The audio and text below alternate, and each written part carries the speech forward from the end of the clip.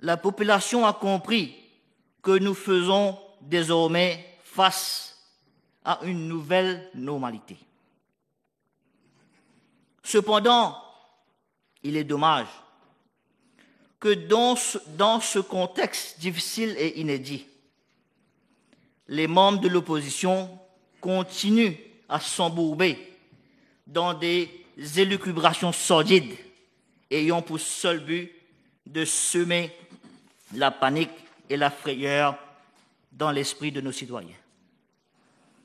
Surtout pour faire croire que le pays est à genoux, que la Banque de Maurice fera banqueroute, que les institutions ne pourront plus fonctionner, que rien ne va plus dans ce pays.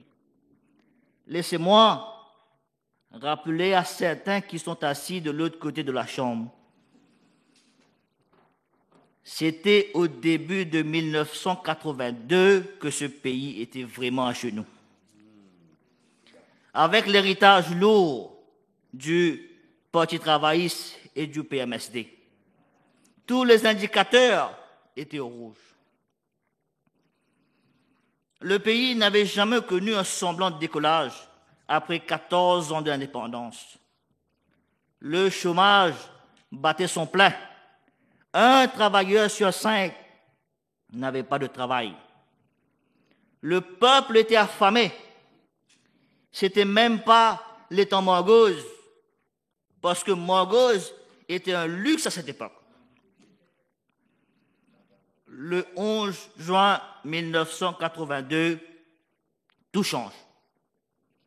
Et quelle coïncidence, Monsieur le Président, aujourd'hui, cela fait exactement 38 ans. Je suis sûr que l'honorable Béranger s'en souviendra.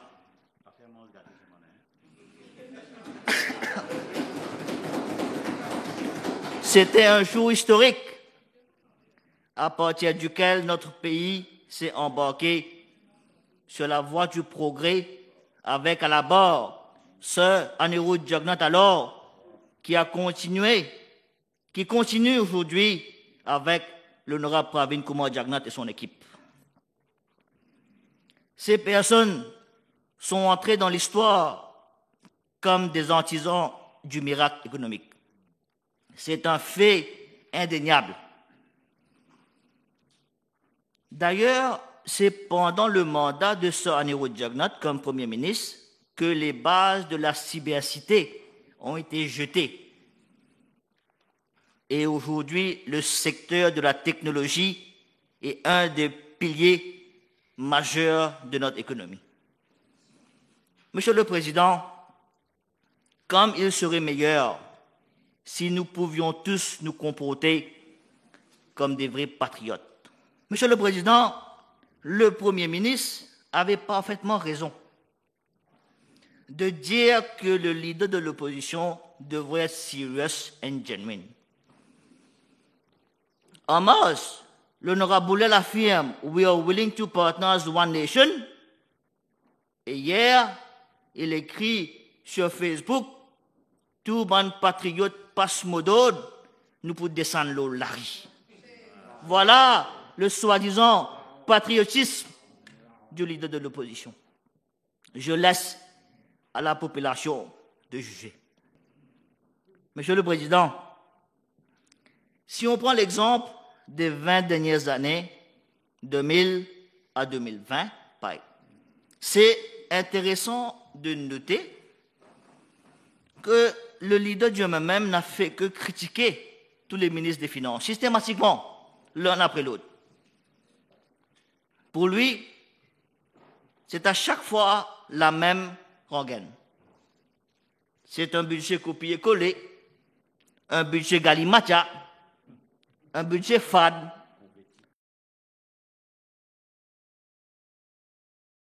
un coup d'épée dans l'eau, beaucoup de bluff et de maquillage, et surtout, élection derrière la porte. Il n'a jamais trouvé un budget qui mérite d'être félicité.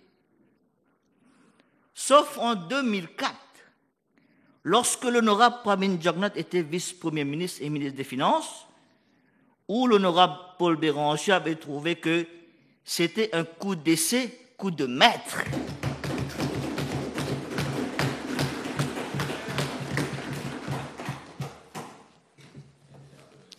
Il faut que l'opposition réalise que semer le doute et faire craindre n'est que démagogue et futile. Pourquoi faire craindre? Juste pour la politique, c'est ça, servir le peuple. Nous sommes tous inspirés par les livres sacrés. Permettez-moi, Monsieur le Président, de citer une pensée fondamentale du Ramayana. Je cite, « Celui qui cherche à faire craindre ne dure pas longtemps. À bon entendeur, salut. » C'est toujours la même méthode, le même schéma, la même démarche. Si ce n'est pas politique Z Labou, c'est politique faire pair. Nous l'avons vu et vécu avant, pendant et après la fin du couvre-feu sanitaire. Que n'ont-ils pas fait dans cette auguste assemblée et ailleurs pour instiller la peur dans la tête des gens, pour faire croire que le gouvernement était incapable de gérer cette crise? Permettez-moi, encore une fois, Monsieur le Président, de le dire haut et fort. En tant que jeune, en tant que ministre et en tant que parlementaire, je suis fier de faire partie de ce gouvernement. Je suis fier de faire partie de cette équipe sous le leadership de l'honorable Pravin Kumar Jagnnath.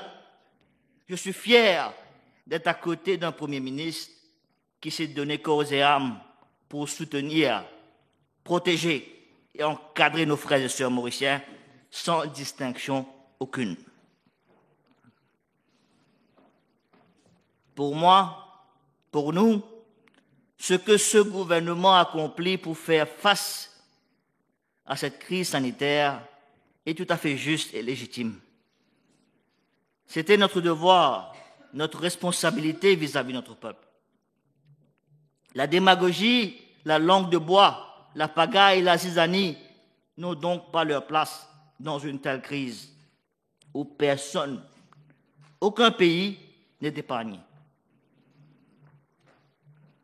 Monsieur le Président, après 1918, avec la grippe espagnole, jamais, au grand jamais, notre pays a dû faire face à une telle pandémie.